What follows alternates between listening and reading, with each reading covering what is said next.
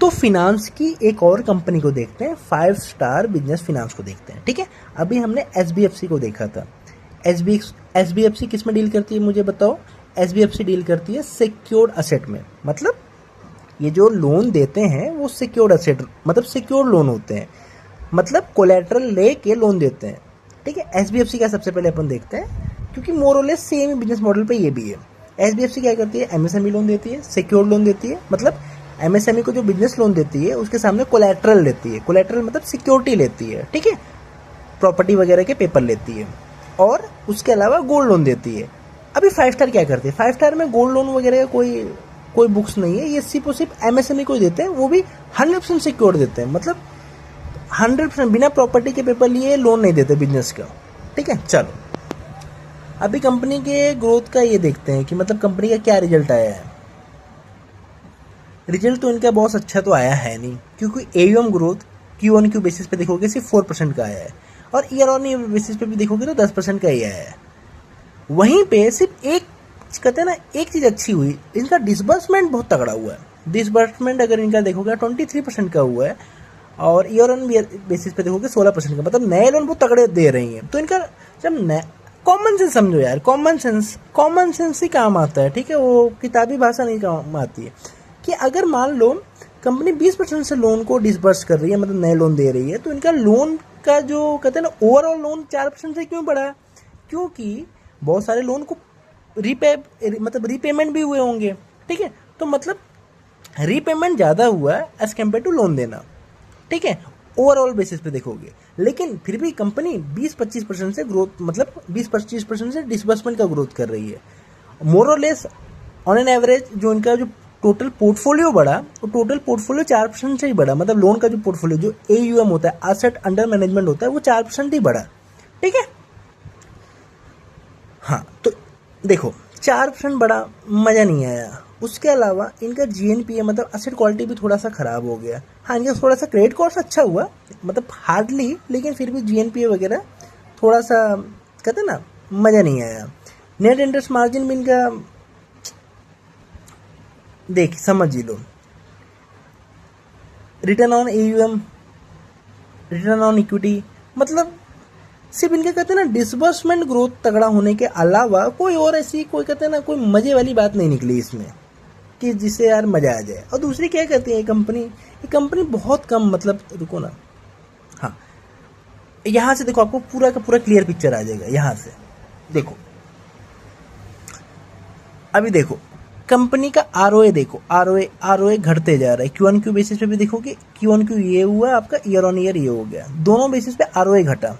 ROA घटा यानी company ने मेरे ख्याल से, जैसे एसबीएफसी का हमने देखा था, वैसे डेट टू इक्विटी इन्होंने बढ़ाया होगा, मतलब लेवरेज ज़्यादा लिया होगा। लेकिन ऐसा केस नहीं है। ठीक है, इनका उल्टा, इनका डेट टू इक्विटी यानी लेवरेज कम हुआ।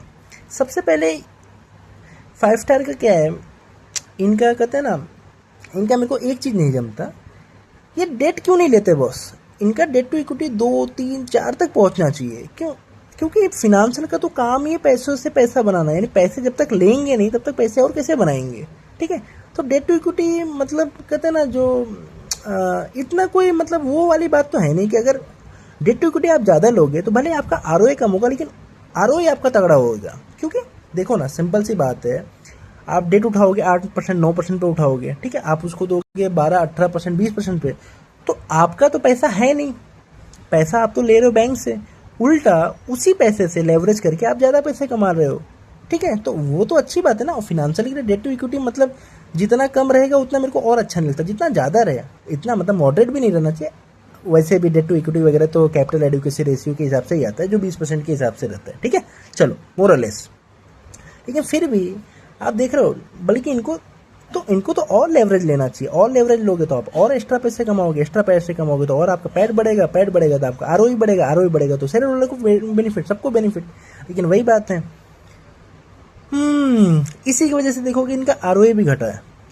अगर मैं एसपीएफसी से कंपेयर करूँ, वैसे कंपेयर तो किसी भी चीज़ से किसी से नहीं करना चाहिए, लेकिन फिर भी अगर कंपेयर करोगे आप तो एसबीएफसी का देखोगे आपको आरओए कम दिखेगा। क्यों कम दिखेगा? क्योंकि वो लेवरेज ज़्यादा है, 3x के समथिंग अराउंड थी। ठीक है, ये लेवरेज कम है, इसीलिए इसका आरओए दिख रहा है। लेकिन अल्टीमेटली आप देखोगे उसका आरओई बढ़ा, इसका आरओई घटा।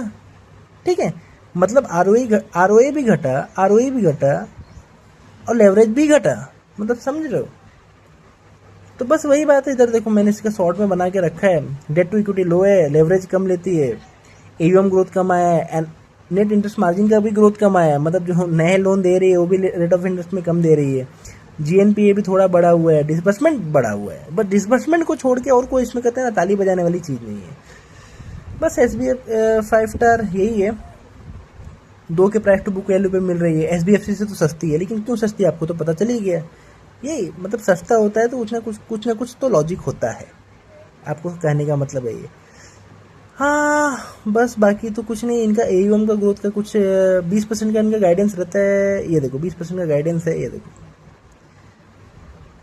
20% का इनका गाइडेंस रहता है, और मोरलेस अचीव कर लेंगे ईयर एंड आते आते। लेकिन फिर भी कौन कॉल में अगर जिसको सुनना है उसको सुन सकते हो भाई, अपने पास बहुत दूसरे ऑप्शन है, तो अपन दूसरे देखेंगे ये कंपनी में क्यों रहे हैं। ठीक है, चलो उसके हिसाब से आप देखो, 2 के प्राइस टू बुक वैल्यू पे मिल रही है, 20% की कंपनी की ग्रोथ तो बोल रही है और मोरलेस अचीव कर ही लेगी। लेकिन फिलहाल ये क्वार्टर तो उतना मज़ेदार नहीं है, थोड़ा स्टॉक भी इसी के लिए ठुका पिटा है।